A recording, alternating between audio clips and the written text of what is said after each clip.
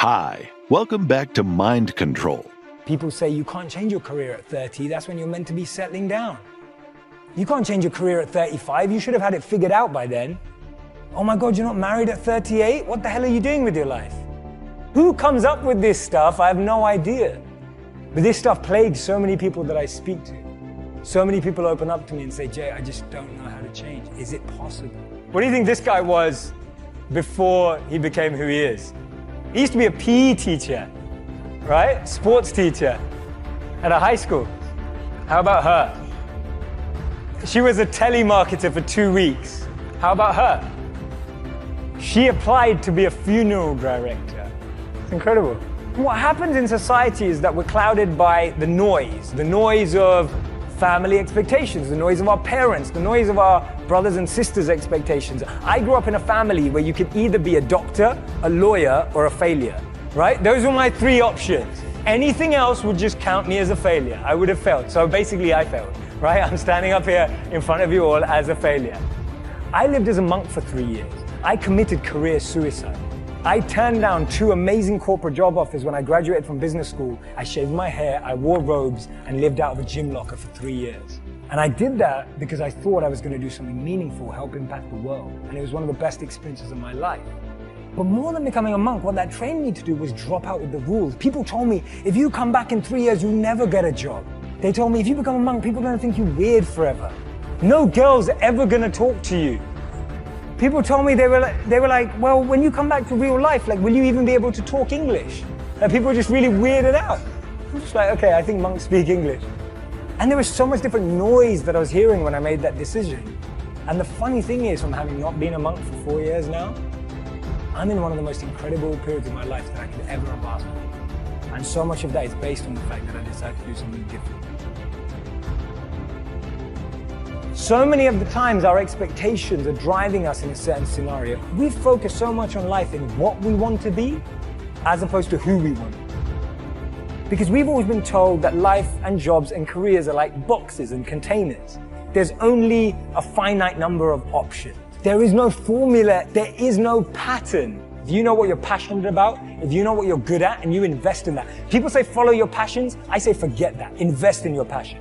If you're passionate about something, go and become the best at it. Go and do a course on it. Go and learn from the best. Go and find a mentor who's going to make you incredible at that trait. Not only will you be criticized and grow, you'll be able to find new things about yourself that you never knew. Don't trade who you are for who you think the world needs. Because the world needs you to be you, and I mean that.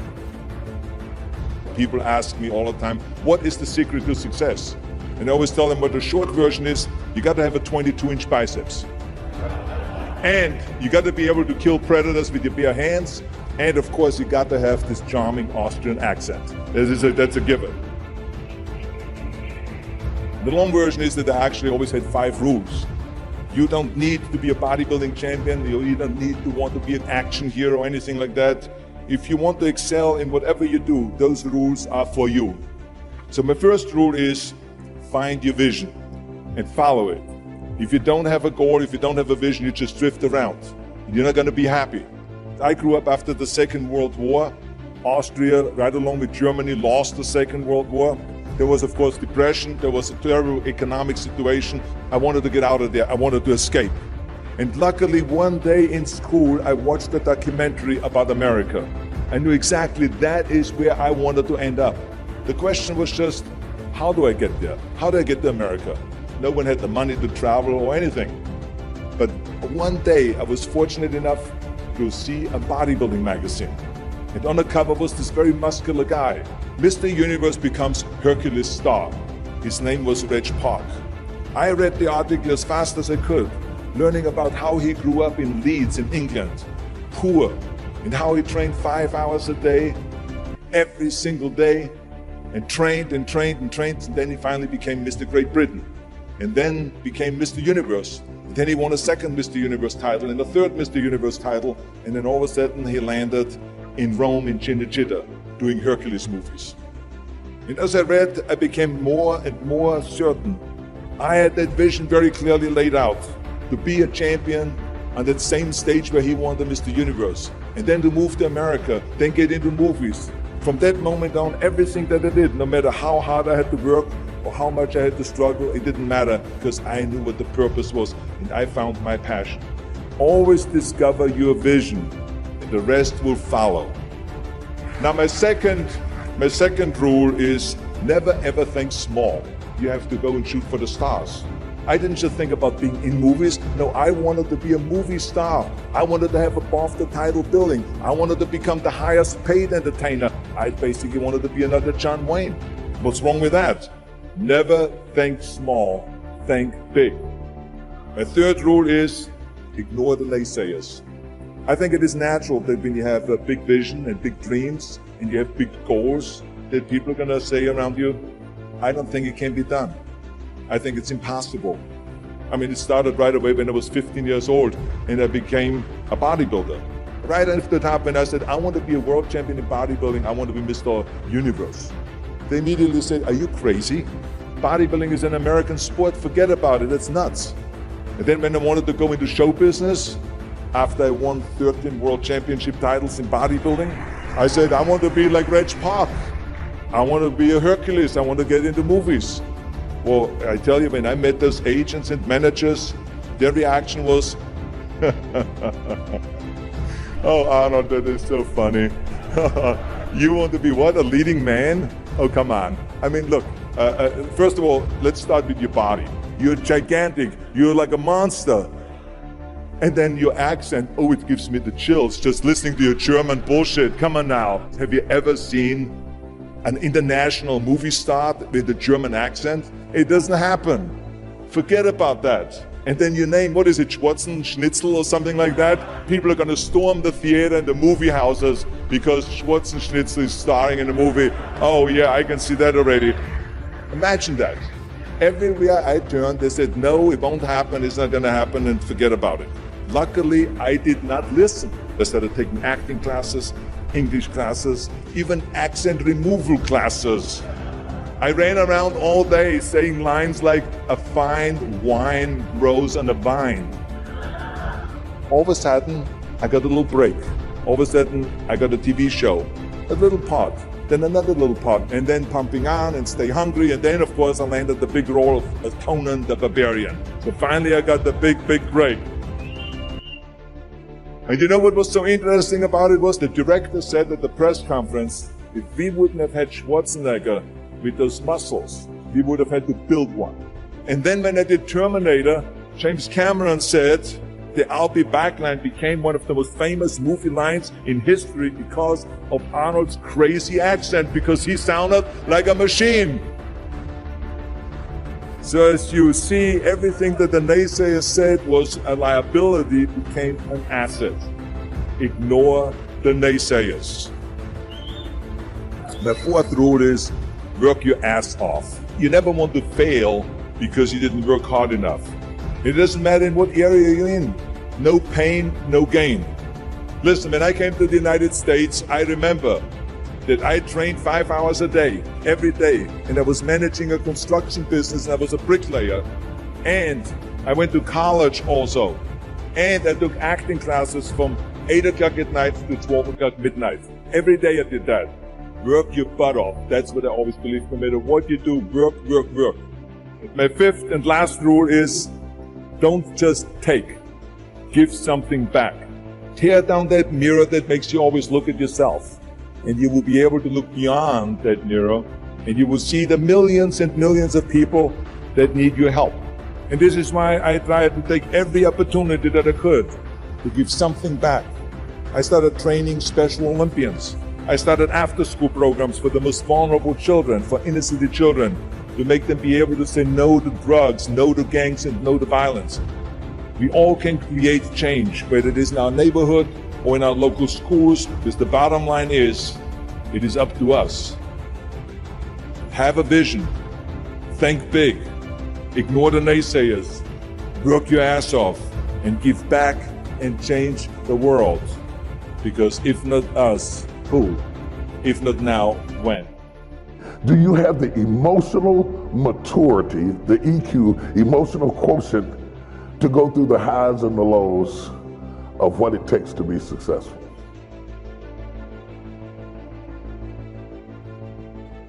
Because if you're going to be successful, You learn from the lows how to ride on the highs.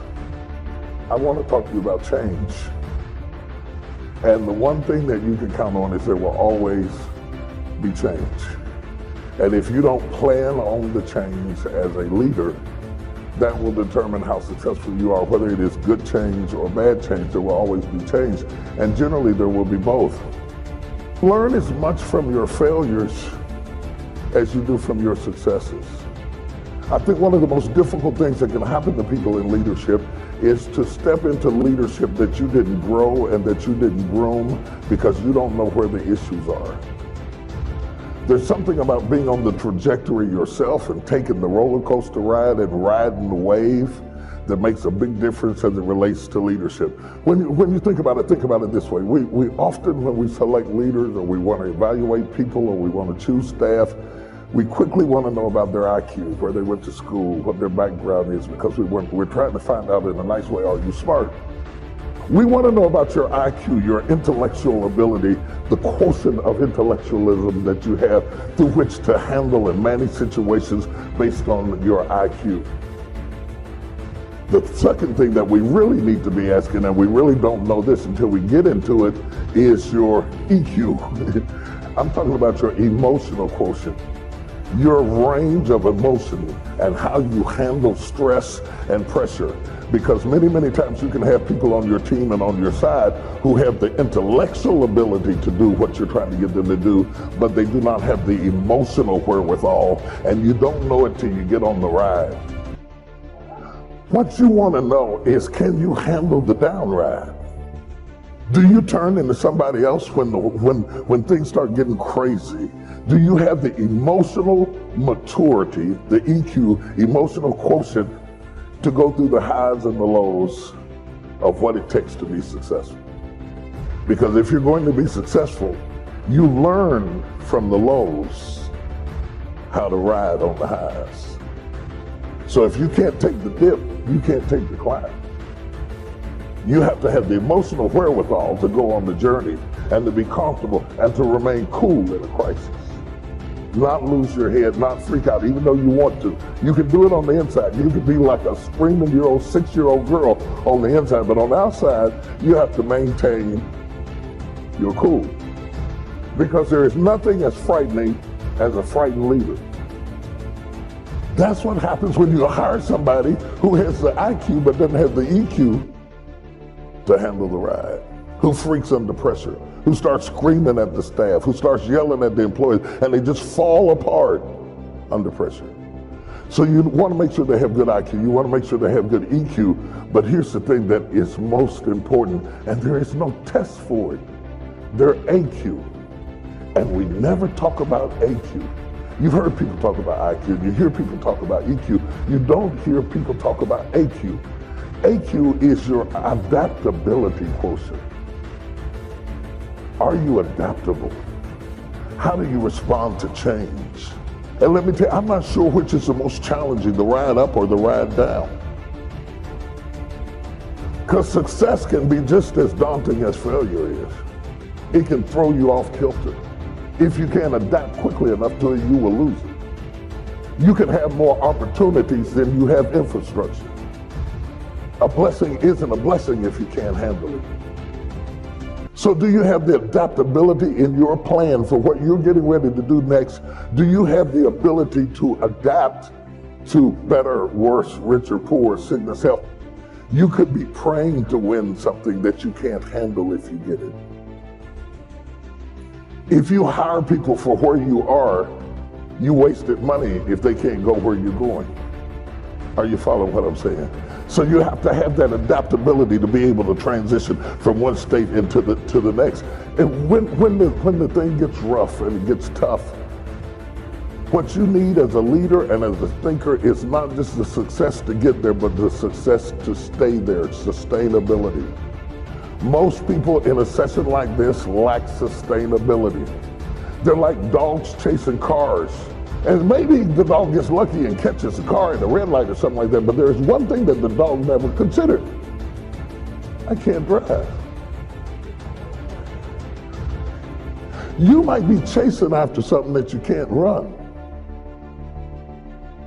It's not just about getting there, it's sustainability after you get there. But can you run it after you get it? What gives people comfort in leadership is when there is a commitment to stability in the midst of fluctuations. So the whole issue, the only thing that should be stable in your ride to success is you.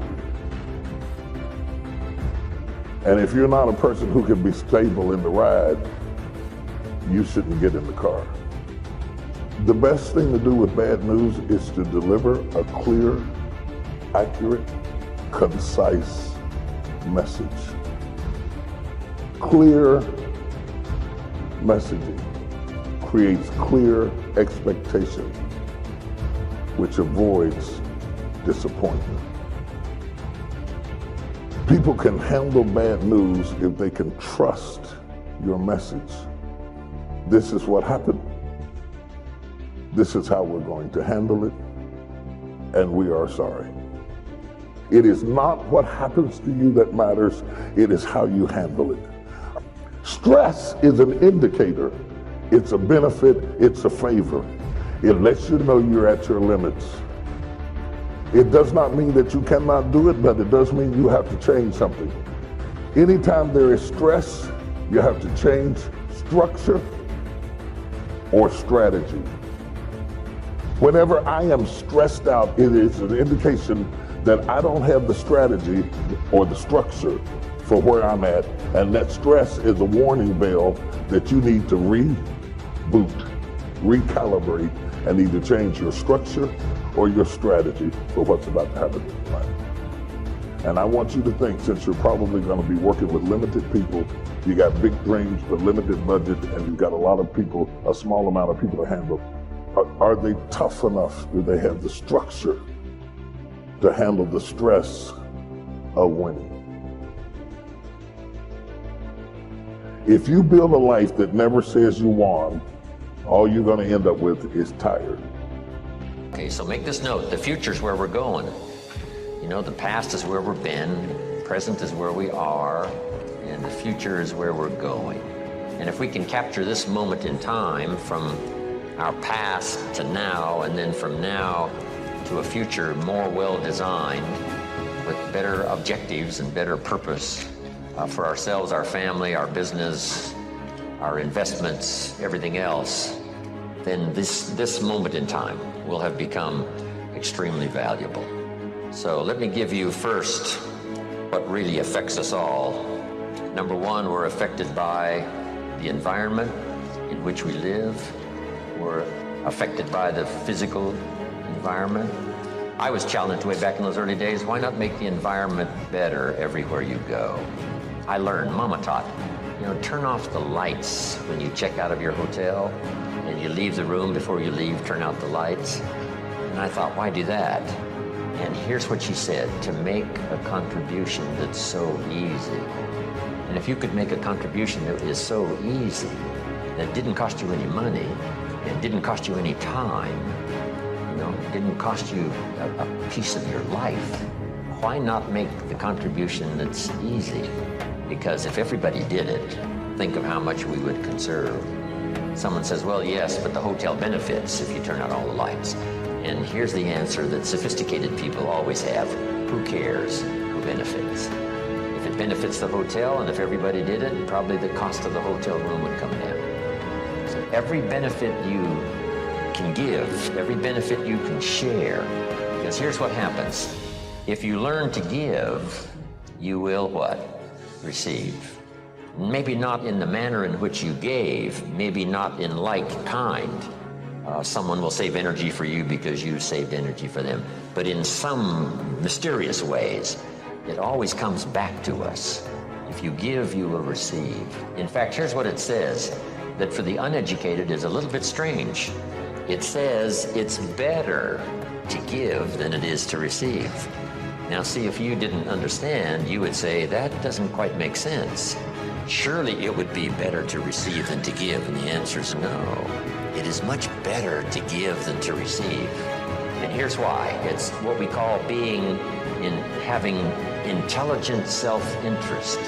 Nothing wrong with self-interest as long as you do it the intelligent way. Here's the key.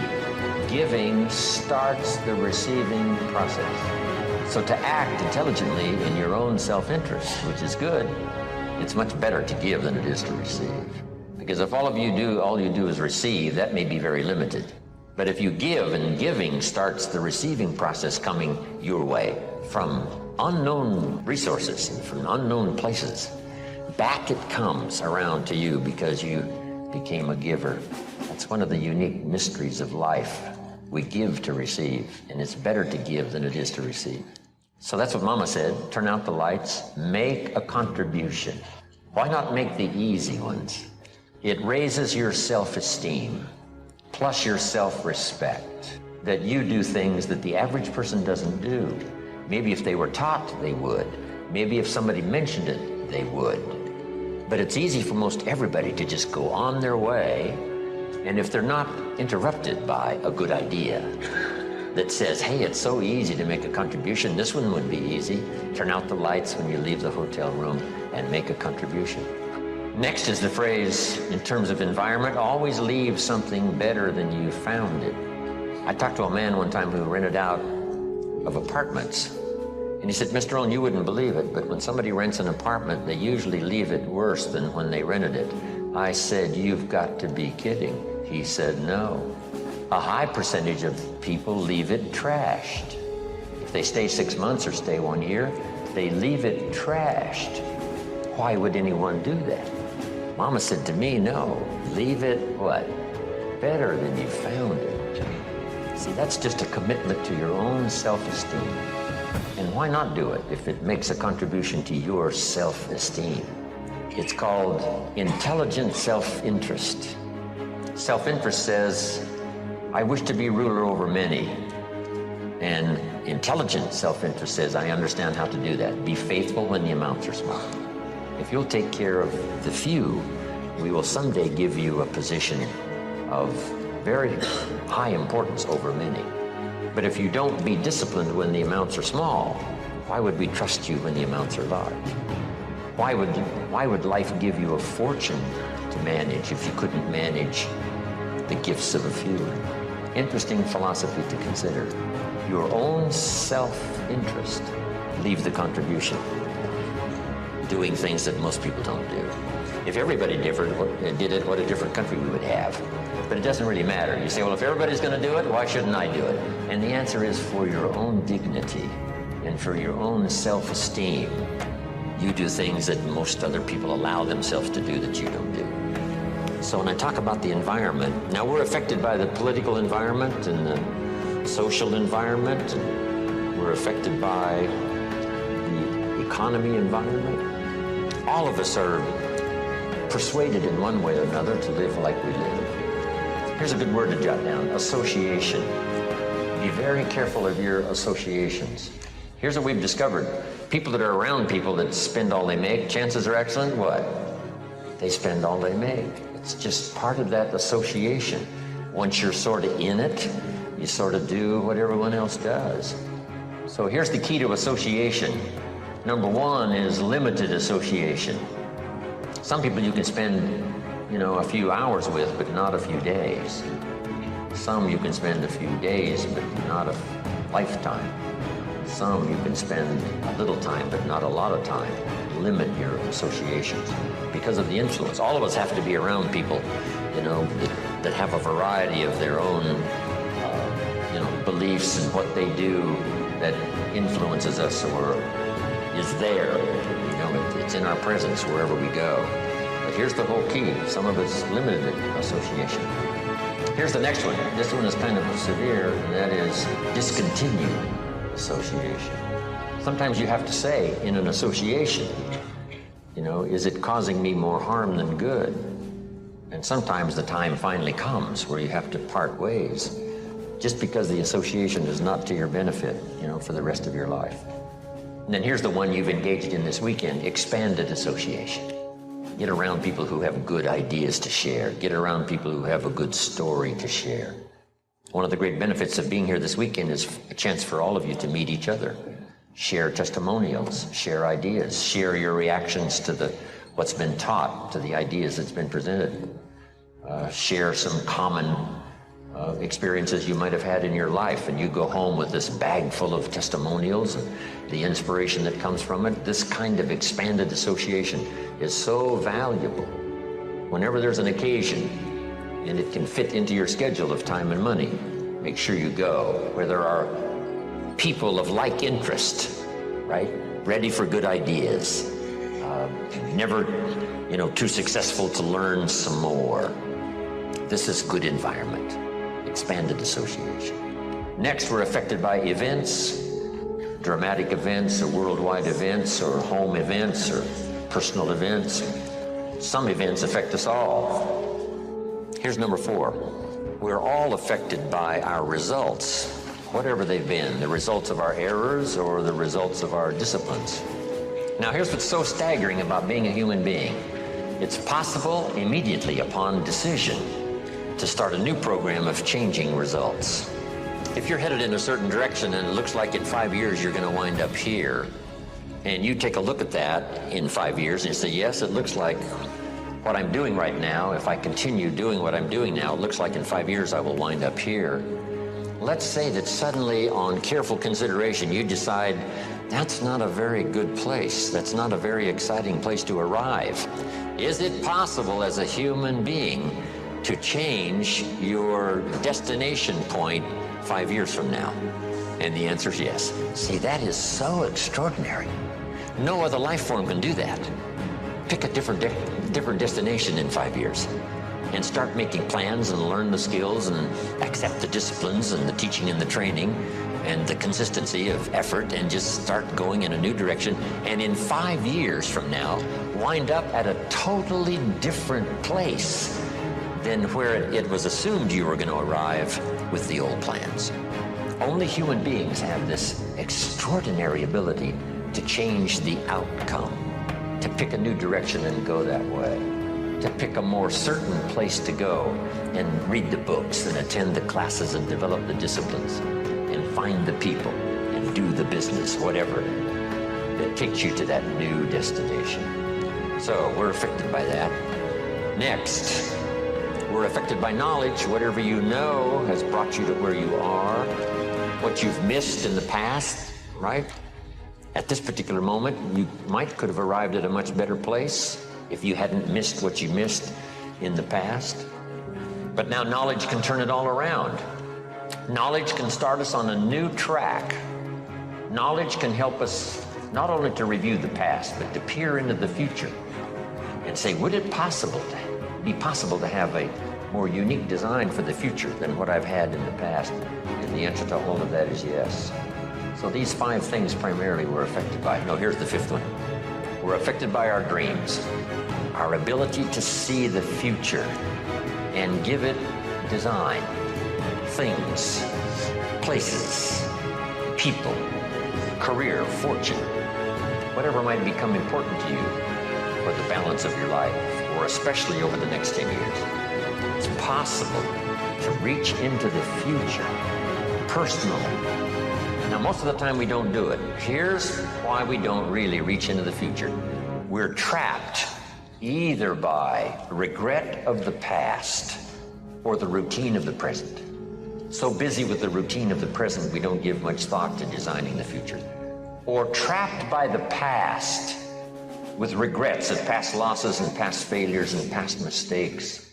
And we relive it over and over again, not to the benefit of changing it for the future, but just because, we feel that our lives have been less than favorable simply because of all the things that's happened to us in the past.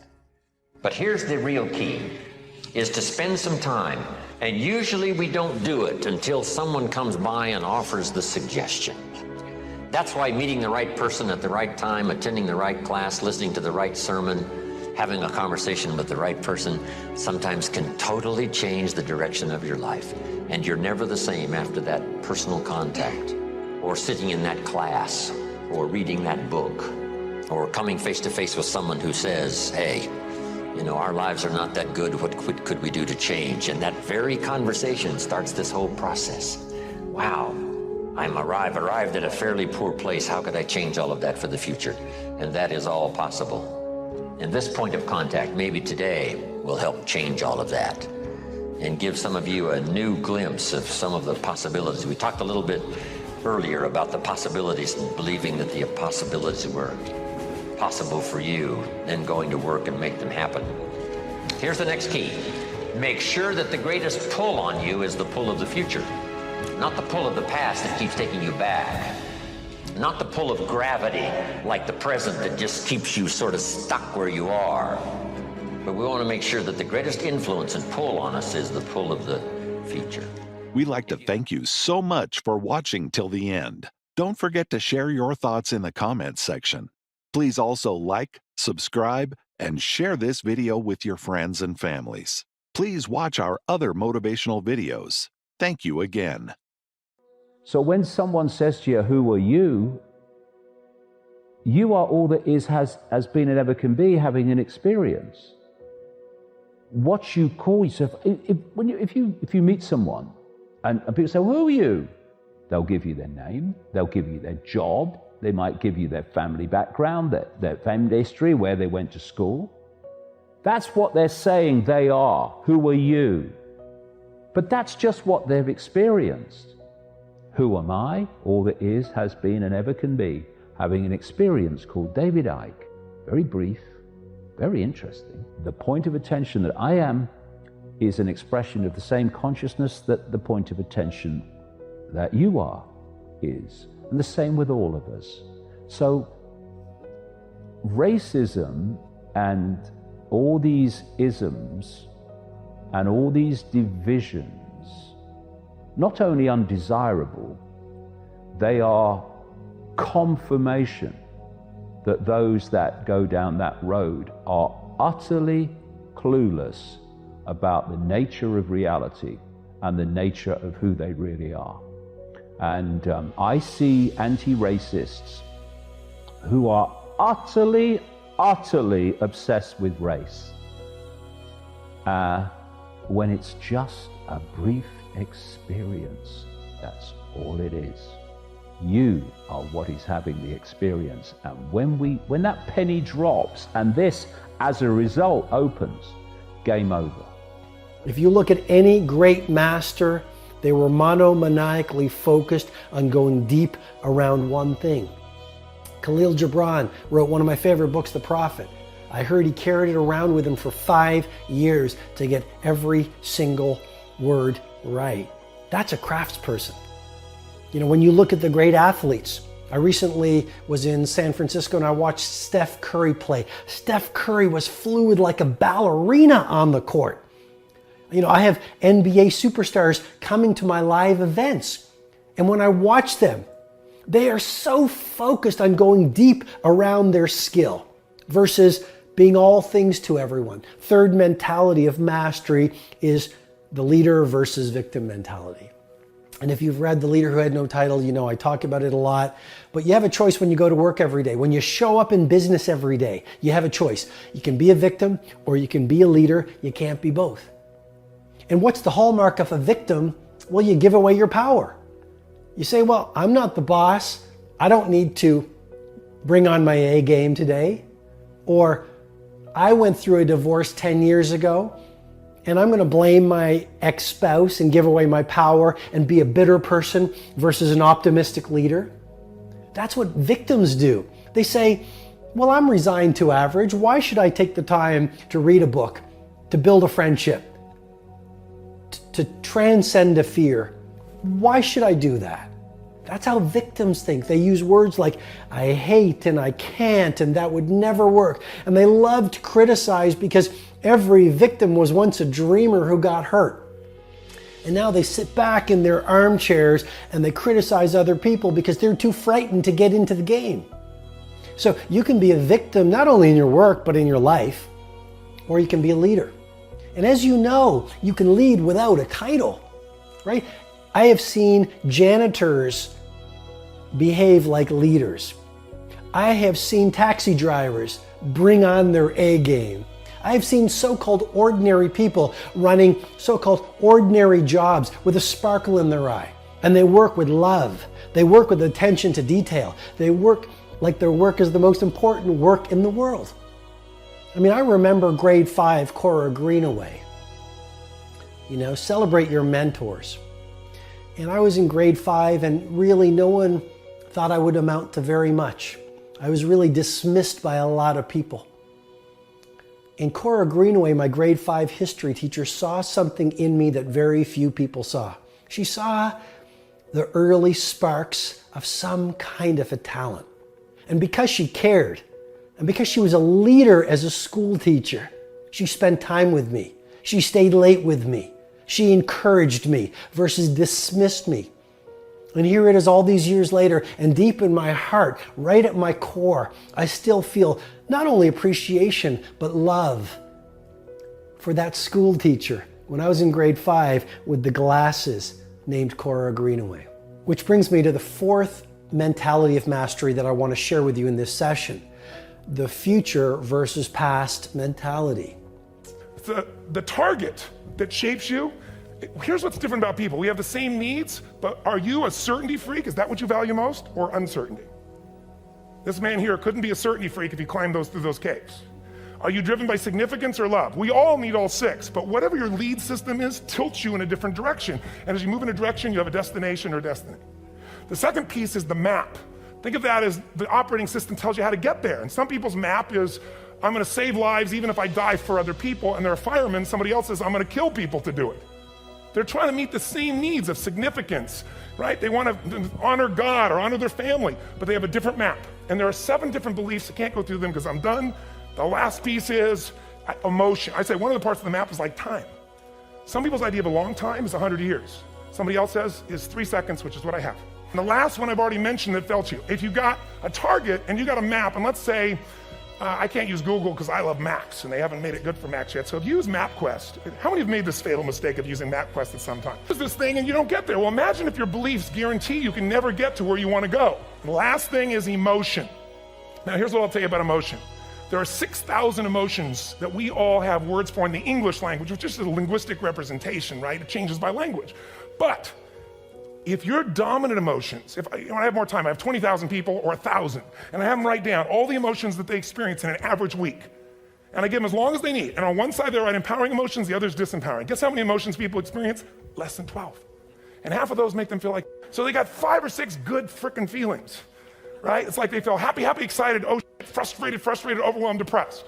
How many of you know somebody who no matter what happens finds a way to get pissed off? Or no matter what happens, they find a way to be happy or excited? How many know somebody like this? Come on. When 9/11 happened, and I'll finish with this, I was in Hawaii. I was with 2,000 people from 45 countries. We were translating 4 languages simultaneously for a program that I was conducting for a week. The night before was called Emotional Mastery. I got up, had no plan for this, and I said, we had all this fireworks, I do crazy fun stuff. And then at the end I stopped, and I had this plan I was gonna say, but I never do what I'm gonna say. And all of a sudden I said, when do people really start to live? When they face death. And then I went through this whole thing about if you were gonna get off this island, if 9 days from now you were gonna die, who would you call, what would you say, what would you do? One woman, well that night is when 9/11 happened.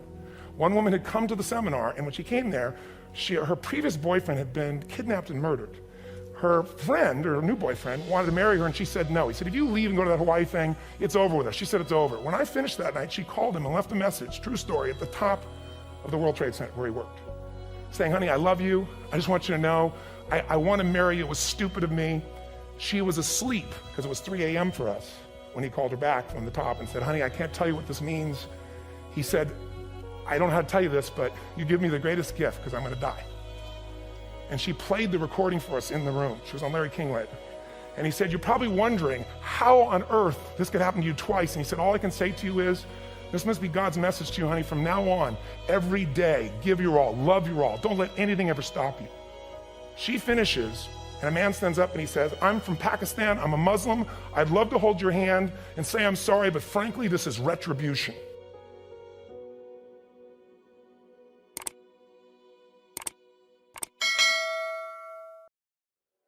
What makes you think you're gonna make it in life? Man, you gotta stop selling this stuff to this guy, man. Stop it. It's getting old. Go get that job that you let go of paying you $12 an hour and part-time get a degree. Stop taking these damn risks.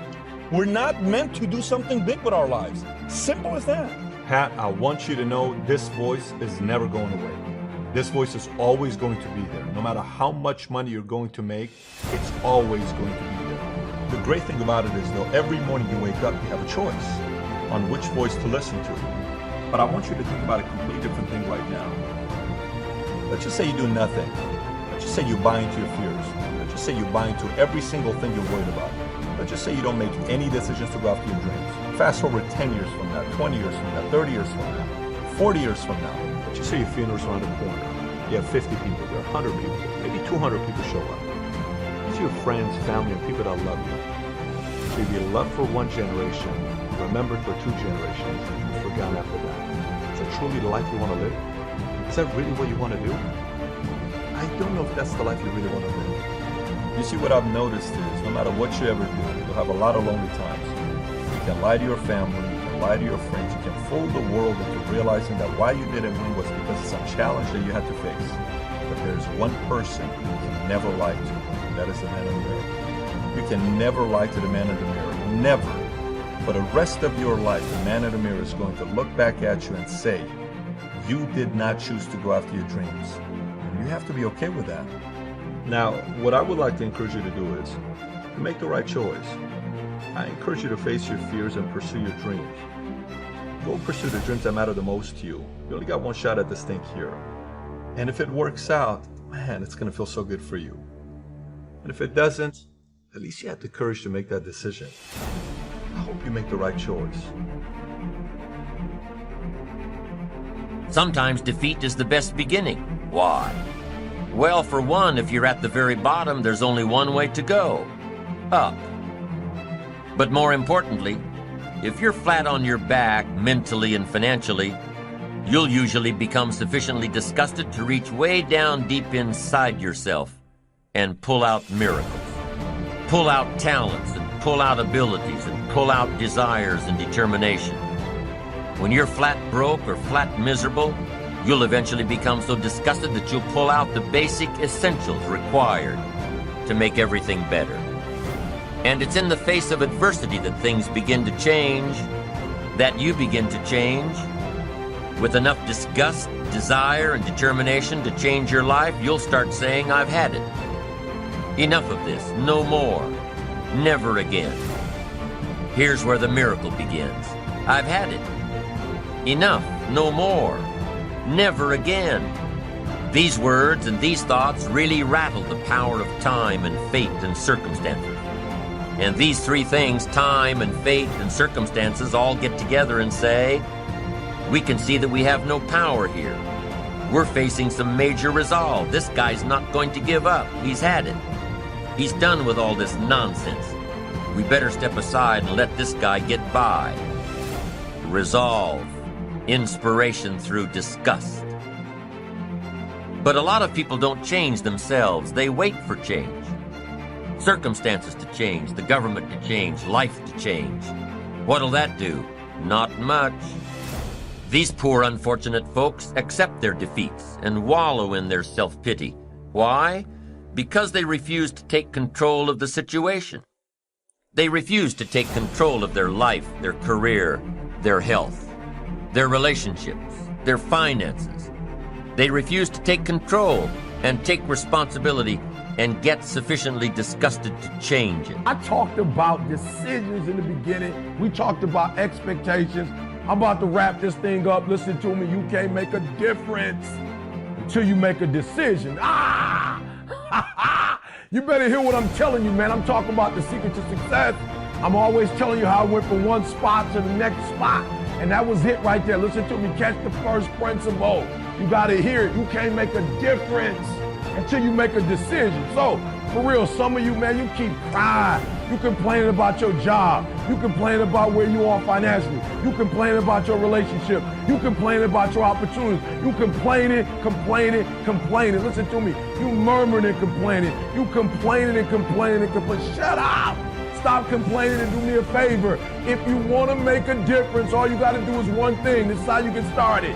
You want something different? Listen to me. All you got to do is make a decision. That's it. And for those of you who've been making the wrong decision, all you got to do is make the right decision. But if you want to make a difference, make a decision. Are you hearing what I'm telling you? What I'm trying to do for you to take you to that next level is I'm trying to give you control of your life back. Some of you ain't got control. You talking about your job. You got control. Listen to me. Some of you talk about your economics like you ain't got no control. You got a control. I want you to know that your life right now is the sum total of your decisions. Not your mama's decision, not your daddy. Listen to me. Even if you made their decision, you decided to make their decisions. So I need you to do me a favor. I need you from this day forward for the rest of your life, make a decision. I'm addicted to living my life. I'm addicted to just being happy as much as I possibly can. I'm addicted to helping people. I'm addicted to believing in myself when others did not. I'm addicted to understanding that sometimes when you feel that you are in a position that you can't go on, you got to have enough addiction in yourself to believe in yourself to push forward. Now, addiction comes in many different shapes and sizes. And there are a lot of people out here that are going to judge people who are addicted to things that we all know in most cases may not be helping them. But who am I or who are you to judge them? There are many people in the world right now that are suffering from many different things that you and I would never understand.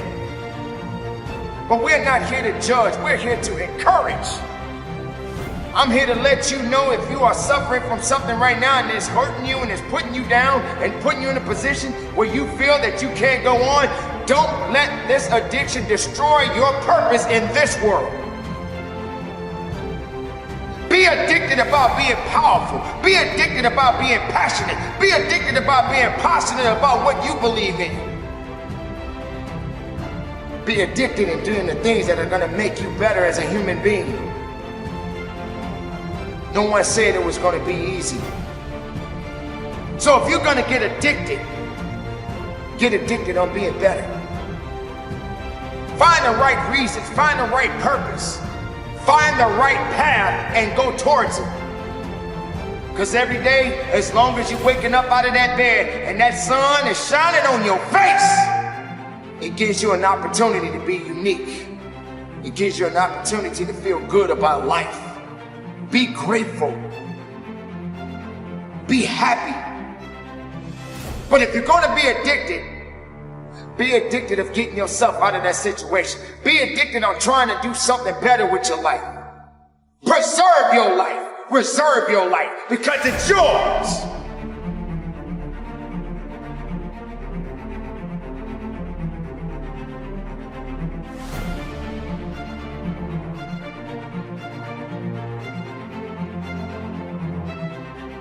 Now, there are people out there that don't want to hear a message like this. There are people out here that don't want to hear this type of truth. I'm not here to commercialize it. I'm not here to tell you that it's going to be okay, because sometimes it just won't be okay. Sometimes you just got to struggle just a little bit and go through the circumstances that you're going through. But that doesn't mean that you got to go through it and stay in a position that is hurting you and not making you better.